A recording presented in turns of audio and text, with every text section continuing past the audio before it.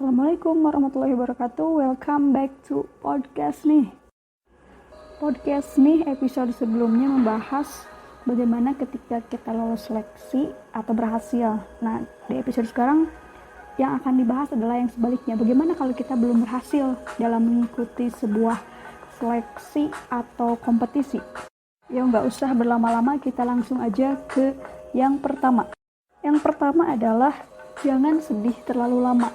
Sedih itu wajar ya, apalagi ketika kita belum mendapatkan apa yang kita inginkan. Pasti sedih, dan itu wajar, manusiawi. Artinya kamu normal kalau kamu sedih. Tapi jangan sedih terlalu lama. Karena kalau kita sedih terlalu lama, akhirnya itu akan menjadi terpuruk dan malah jadi stres atau depresi sendiri.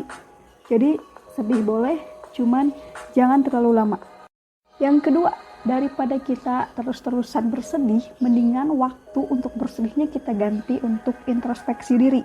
Jadi, coba kita cari tahu apa kekurangan atau kesalahan kita ketika mengikuti seleksi atau kompetisi sehingga kita belum berhasil. Nah, ada beberapa faktor yang bisa menyebabkan kita belum berhasil saat itu.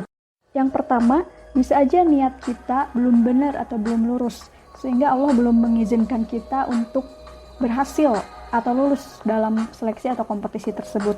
Dan yang kedua adalah bisa aja kita kurang tekad atau kurang sungguh-sungguh dalam mengikuti seleksi atau kompetisi tersebut, sehingga usahanya masih kurang. Mungkin kita kurang rajin, kurang latihan, kurang mencari informasi, atau bahkan kurang dalam hal berdoa. Kan kalau di podcast episode tips lulus seleksi, ketika kita kurang dalam hal usaha di bidang latihan, maka kita bisa memanfaatkan usaha dalam hal doa. Nah, mungkin keduanya kurang, jadi belum berhasil. Yang ketiga, mungkin kalau kita berhasil akan lebih banyak madorotnya atau hal-hal yang tidak baiknya dibanding manfaatnya. Ya, kalau hal itu Allah lebih tahu lah ya. Dan selain ketiga hal itu, bisa juga keberhasilan itu belum diraih karena ada dosa yang menghalangi. Dosa yang mungkin tidak atau kurang kita sadari. Sebagai contoh, sedikit bercerita, jadi dulu waktu SMA, saya ikut seleksi SNMPTN, PMDK, dan seleksi-seleksi lain yang menggunakan nilai rapor. Karena waktu itu, alhamdulillah posisi saya sebagai juara umum di sekolah, di jurusan, saya merasa ya percaya diri untuk mengikuti seleksi-seleksi itu karena kan merasa nilai paling tinggi. Tapi ternyata justru di semua seleksi yang saya ikuti hasilnya adalah belum berhasil. Saya sempat merasa sangat terpuruk, stres, depresi, dan yang menambah beban saya merasa semakin berat adalah ketika saya tahu bahwa guru-guru saya mengunggulkan saya dan mereka seperti menaruh harapan di pundak saya, tapi ternyata saya tidak bisa memberikan atau mewujudkan harapan beliau-beliau. Dalam keadaan terpuruk itu saya terus bertanya-tanya, ya Allah, kenapa belum berhasil?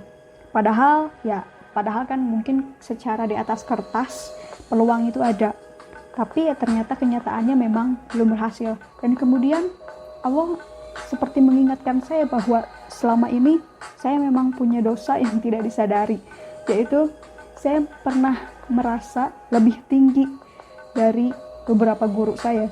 Jadi ketika di kelas itu pernah ketika mengerjakan soal dan ternyata guru saya belum tepat jawabannya sementara saya tepat, saya merasa kok beliau salah sih, kok malah aku yang benar gitu. Nah, mungkin dari sana saya sadar, oh iya, saya pernah merasa terlalu tinggi hati. Dan itu pernah kembali terjadi ketika saya lulus S1 setelah di wisuda mencari kerja kesana sini dengan PD-nya karena merasa nilai bagus. Tapi ternyata ya belum ada panggilan-panggilan juga. Waktu itu ya sempat merasa aduh gimana gitu kan, karena merasa keluarga tetangga ya pada tahu bahwa nilainya lumayan bagus, tapi kok ketika mencari pekerjaan ya lumayan juga nggak mudah. Dan di saat itu saya pun berpikir kembali, ya Allah, apa dosa saya sehingga saya belum juga mendapatkan pekerjaan. Dan Allah kembali mengingatkan saya bahwa saya pernah melakukan kesalahan yang sama, yaitu merasa lebih tinggi dari dosen-dosen saya. Jadi sempat di beberapa pertemuan perkuliahan tuh ya gitu merasa kok segini doang sih. Jadi ya itulah merasa lebih tinggi, dan tapi dari sana saya belajar bahwa oke, kesalahan yang sama 2 kali dan saya tidak boleh mengulangi kesalahan yang sama untuk selanjutnya.